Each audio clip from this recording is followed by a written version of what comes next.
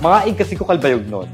Ato niya narampangan ang ordinansa nagre-regulate sa operasyon sa mga piggery, poultry, at iba pa na livestock farms din sa Kalbayog.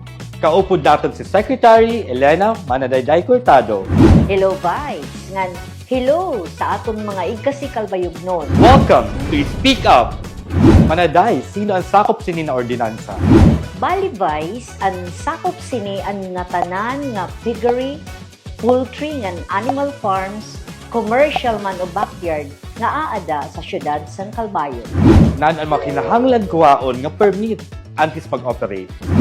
Kinahanglan kuhaon ang barangay clearance, zoning clearance, environmental compliance certificate, sanitary permit, clearance tikang sa City Veterinary Office. Manaday, may da ba mga distansya na kinahanglan sundon? Oo, Vice. Dapat 500 to 1,000 meters ang kaharayo tikang sa residential, commercial, ngan industrial areas. 25 meters liwat ang kaharayo tikang sa mga food establishments. Ngan 1,000 meters ang distansya sa piggery ngan poultry. Diri aada sa bahaon o watershed areas, diri aada sa urban expansion zones. Nanon makinahanglan nga pasilidad. Kinahanglan may eksakto nga supply sa tubig, lighting, feed rooms, heat lamps, cages, septic tank, proper waste disposal, disinfection at least 3 times per week. Nano ba manaday ang mga bawal? A-advise ang mga bawal.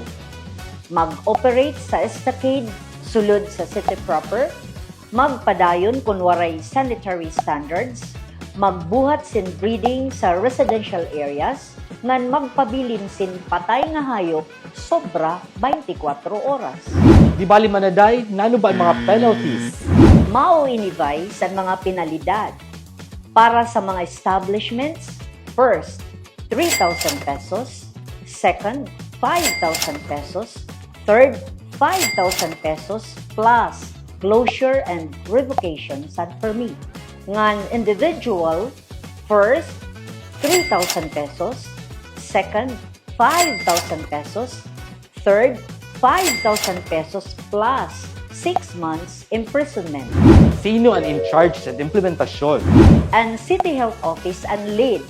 Kaupod nira sa Enforcement and City Vet Office, Business Permit Office, PNP, Punong Barangay.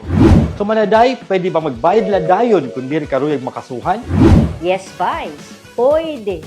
May 36 hours sira para baydan sa City Treasurer ang multa agud malikayan ang kaso. Salamat manaday. Mga kalbayog nun, asya ini ang regulasyon para masiguro ang kahimsog, kalimpyo ng kaupayan sa atong komunidad. Tama, Vice. Kung may hayop ka, may obligasyon ka nga maging responsable. Sa kalbayog, ang pag-ataman sa hayop may kaakibat na responsibilidad. Ini ang speak up, kundiin ang balaod para sa tanan. See you next week!